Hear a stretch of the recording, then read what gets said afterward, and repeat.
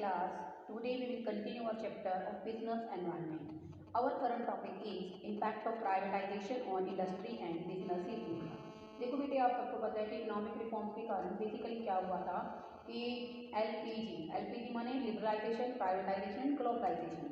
तो बेटे इससे प्राइवेटाइजेशन की हमारी इकोनॉमी पर क्या इफेक्ट है।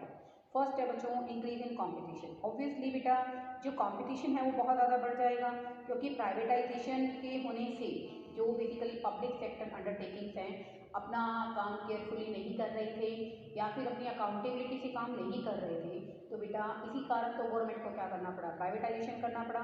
तो owing to privatisation of business units of public sector there has been also increase. इसके कारण क्या हो गया बेटे, जो कंपटीशन है वो बहुत ज़्यादा बढ़ गया। For example the privatisation in telecommunication has resulted in lot of increase in competition. तो बेटे प्राइवेटाइजेशन के कारण टेलीकम्युनिकेशन सेक्टर के अंदर भी कंपटीशन बहुत ज़्यादा बढ़ गया और नो डाउट बेटे इससे जो क्वालिटी ऑफ सर्विस है वो भी बहुत ज़्यादा इंक्रीज हो गई। Reduction in political interference. देखो बेटे इससे क्या हुआ, privatisation result in freedom from political interference. Privatisation के कारण बेटे जो पॉलिटिकल इंटरफेरेंस थी वो भी क्या हो गई, काफ़ी कम हो गई। Consequently there is no delay in decision making and work is done at a fast speed. तो बेटा पॉलिटिकल इंटरफेरेंस जहाँ कम हो जाएगी, गवर्नमेंट कंट्रोल कम होने से बेटा क्वालिटी ऑफ वर्क भी इम्प्रूव होगी, काम पहले से बहुत ज़्यादा तेज़ी से भी होगा और नो डाउट बेटे डिसीजन भी बहुत तेज़ी से लिए जा सकेंगे। अब हम बात करते हैं थर्ड पॉइंट की, increase in responsibility. Privatisation has led to the development of the sense of responsibility in the employ. Privatisation के कारण बेटे क्या हुआ कि जितने भी एम्प्लॉयज़ हैं बेटे उनके अंदर रिस्पॉन्सिबिलिटी की स्पिरिट आ गई कि हमें अपना काम पूरी जिम्मेदारी से करना है। The employees who used to careless while working in public sector have now become honest in discharging their duties। बेटे जो एम्प्लॉयज़ पब्लिक सेक्टर में काम कर रहे थे कहीं ना कहीं अननेसेसरी तरीके से काम करते थे या फिर बेसिकली काम को करने में अनड्यू डिलेज, अनावश्यक देरी कर देते थे, अपना काम सही तरीके से नहीं कर रहे थे, तो उन्होंने बेटा अपने काम को बहुत ऑनेस्टली करना शुरू कर दिया। Now they are apprehensive of being fired from the company in case of non performance. क्योंकि बेटे अब अच्छा काम ना करने से पब्लिक सेक्टर से उनको काम से निकाल दिया जाने लगा। Now they are apprehensive of being fired from the company in case of non-performance. Such a change in the attitude of the employees has resulted in a positive impact of industry and business। तो बेटे इसके कारण क्या हुआ, जो हमारे basically employees हैं उनका पॉजिटिव एटीट्यूड इन कंपनी के लिए, इंडस्ट्रीज के लिए डेवलप हो गया। नेक्स्ट है स्टूडेंट हमारा increase in efficiency. Privatisation of industries in public sector has resulted in increase in efficiency. हमारे उद्यमों का निजीकरण होने से बेटा जितने भी पब्लिक सेक्टर टेकिंग से उनका निजीकरण होने से जो एफिशिएंसी का लेवल है, कुशलता का स्तर भी काफ़ी बढ़ गया। Now all the industries know about without affecting increase in their efficiency. जितने भी उद्योग हैं बेटे, ठीक है ना, वो बिना एफिशिएंसी के अब नहीं चल पा रहे, तो बेटे अगर वो मार्केट के अंदर सर्वाइव करना चाहते हैं तो उनका एफिशिएंट मैनर में काम करना उनके लिए बहुत ज़रूरी हो गया था। As a result there is increase in profitability of industries and business. और इसके कारण बेटे जो इंडस्ट्रियल सेक्टर के अंदर इंडस्ट्रीज हैं उनके अंदर प्रॉफिटेबिलिटी, प्रॉफिट अर्निंग कैपेसिटी बढ़ गई और इंडस्ट्री पहले से बहुत अच्छे और बेहतरीन तरीके से काम करने लग गई।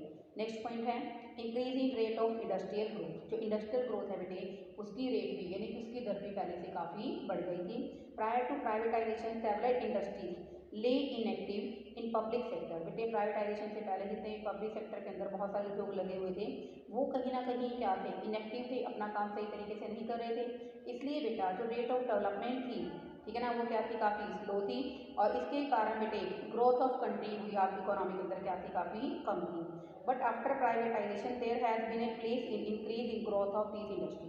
लेकिन बेटे प्राइवेटाइजेशन के कारण इन कंट्री इन बेसिकली इंडस्ट्रीज़ के अंदर भी ग्रोथ रेट काफ़ी बढ़ गई और जिसका रिजल्ट क्या था कि हमारी इकोनॉमी में इंडस्ट्रियल ग्रोथ में बहुत अधिक वृद्धि हो गई।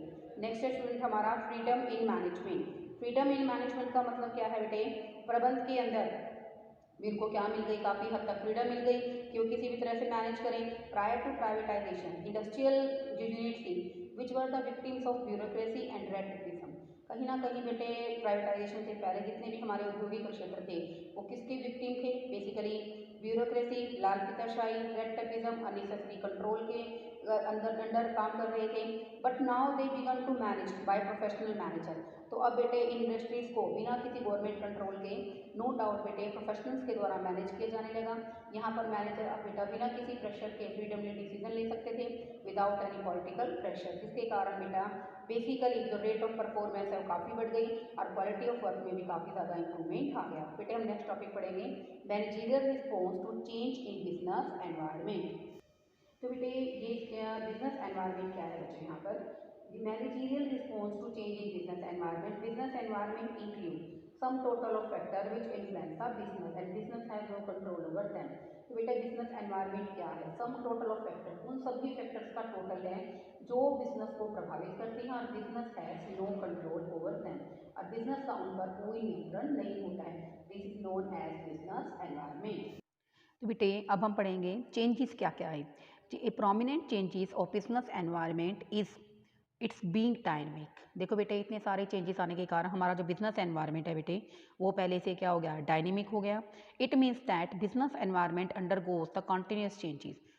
बिजनेस एनवायरनमेंट के अंदर बहुत सारे लगातार परिवर्तन आए, जैसे change in taste of the consumer, consumer का टेस्ट चेंज हो गया क्योंकि बेटे अब ग्लोबलाइजेशन के कारण उसको बेसिकली इंटरनेशनल लेवल पर गुड्स अवेलेबल होनी शुरू हो गई। चेंज इन एटीट्यूड और कंडक्ट ऑफ द सप्लायर, ठीक है ना। तो अब बेटे बेसिकली जो सप्लायर थे बेटा वो भी एडवांस पेमेंट की डिमांड करने लगे, उनका एटीट्यूड चेंज हो गया। Change in the form of nature of competition because entry of many competitors in the market. जो नेचर ऑफ कंपटीशन है बेटे वो भी काफ़ी चेंज हो गया क्योंकि बहुत सारे ग्लोबलाइजेशन के कारण, प्राइवेटाइजेशन के कारण बहुत सारे जो इन्वेस्टर्स हैं जो इन्वेस्टमेंट कर रहे हैं इंडस्ट्रियल सेक्टर में, उनके अंदर भी बेसिकली कंपटीशन पहले से बढ़ गया। Change in attitude of general public, जो जनरल पब्लिक है बेटे वो भी बेसिकली क्या करने लग गई, उनके एटीट्यूड में परिवर्तन आया। अब उनके अंदर सोशल अवेयरनेस है, अगर रेजिडेंशियल एरिया के अंदर कोई भी बेटा बेसिकली इंडस्ट्रियल यूनिट लगाई जाती है जिसके कारण पोल्यूशन होता है तो बेटे उसका अपोज करने लग गए हैं, ठीक है। Change in expectation of the people from the business, लोगों की बिजनेस से एक्सपेक्टेशंस क्या हो गई हैं, काफ़ी बढ़ गई हैं। Change in the political structure, political structure में भी चेंजेस आ रहे हैं। अब बेसिकली पॉलिटिक्स के अंदर जो भी रूलिंग पार्टी है पॉलिसीज़ को बनाते हुए नो डाउट क्या करती है, बिजनेस एनवायरनमेंट पॉलिसीज़ को बनाते हुए लोगों को भी ध्यान में रखती है। Change in economic policies, economic policies में बहुत अधिक परिवर्तन आया। जो हमारे रूल्स और रेगुलेशंस हैं उनमें भी बहुत अधिक परिवर्तन आ गया। अब देखो बेटे इसके अंदर आपको यही पॉइंट बता रखा है कि बेसिकली जो मैनेजरियल रिस्पॉन्स है बिजनेस में चेंज इन एनवायरनमेंट के कारण ये बहुत ज़्यादा बिजनेस को अफेक्ट करता है। The major question about the managerial response to these changes remains to be tackled. तो बेटे ज़रूरत क्या है, इन चेंजेस को टैकल किया जाए, इनमें इनको बेसिकली संभाला जाए, इनके अनुरूप काम किया जाए। In other words whether the managers give them any importance और नोट। तो बेटा डिपेंड करता है कि जो मैनेजर हैं इन चेंजेस को इंपॉर्टेंस देते हैं कि नहीं देते हैं। अगर वो बेटे इनको इंपॉर्टेंस देते हैं, ठीक है ना, तो वो बिजनेस लंबे समय तक क्या करेगा, कंटिन्यू करेगा, ठीक है ना। इट कंटिन्यू डेवलपमेंट करेगा और चेंजेस को इंपॉर्टेंस देना क्या होता है बच्चों, ज़रूरी होता है। अदरवाइज नॉट, वो कंपनी क्या होगी, डेवलप नहीं करेगी, लॉन्ग टाइम तक सर्वाइव नहीं करेगी। It is obvious that all the managers would like to see the business continue. इसलिए बेटा बिजनेस को कंटिन्यू करने के लिए ज़रूरी है कि मैनेजर उन सभी चेंजेस को क्या दें, इंपॉर्टेंस दें।